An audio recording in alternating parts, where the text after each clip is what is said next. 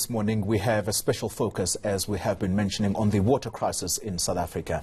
And Water and Sanitation Minister Lindiwe Sisulu briefed the media saying the water shortages were due to low rainfall and rising temperatures. But does the leadership know what to do to redress the effects of drought? Well, to discuss this, I'm joined by former Director General at the Department of Water Affairs, and that's Professor Mike Muller. Prof, thank you very much for your time. I want to assume that you are well acquainted with the Giyani situation. A bulk water project has cost government billions of rand, and that is to take water from dams such as where my colleague was or is this morning. But that project has not worked for the villages there because that water is not being distributed. Yes, and it was 3.5 billion that's been wasted, and after that there's still no water. I think we have to recognize, water is complicated. Can you tell me who is the leader in terms of administration in water, like the CEO of Eskom? Nobody knows the name. There's been acting DGs, there's been a turnover of DGs for the last 10 years. There's probably been 12 different people heading that organization. Yet it does a job more important than Eskom and more complicated than Eskom. It has to oversee and support municipalities. It has to monitor and check, like the South African Weather Service, what's happening in the rivers. We take no notice of it. And the terrible thing is that for 10 years, the department has been sitting with plans on the table to restructure itself, to become more efficient, to become more focused. But each time a new minister comes in, they have to learn what this is all about. And quite frankly, they don't do it. We're waiting again, and I think Minister Sisulu is committed to moving. But, she's about the fifth one to come in and say, we're going to fix this. Let's see. What is the problem, Prof? Is it corruption, and do we have the skill set to address the problem? We have a very complicated organization, and the trouble with that is it's got many different jobs. So, for instance, if there's a drought in Eastern Cape, everyone runs to see why the town of Adelaide doesn't have water. They forget that they've got another job, which is to make sure that the dams that will supply Tekwini and Johannesburg and Cape Town are built 10 years ahead of time. So you'll find that, say, the planning of future activity gets completely forgotten, doesn't get a budget. And then there's a panic, and everyone says, oh, we've got to do something. But actually, you should have supported the planning activity, the construction activity long ago.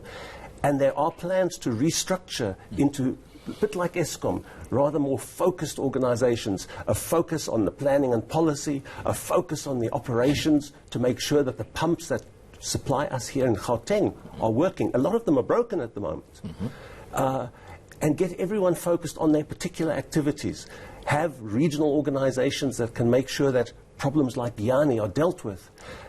Those plans are on the table, but people, I think Pulimabi's just left. The ANC is scared to reorganize, and we can't afford not to organize our water. As you're going to see through today, there are little crises popping up all over, and that's a symptom of disorganization at the top. I like the word that you use there as a last point, Prof, that you have little crises here and there. We know the provinces that are in the grips of essentially what is seen as a drought problem. We in Gauteng here, in KZN, in the Eastern Cape, should these provinces where we've seen this problem be fearing of their own day zero as was anticipated in Cape Town? There's no need to fear day zero. We have to remember, we always have drought somewhere in this country. At the moment, it's the poor farmers in the Northern Cape who are really suffering. Tomorrow it could be KZN and eThekwini. The next year it could well be Gauteng.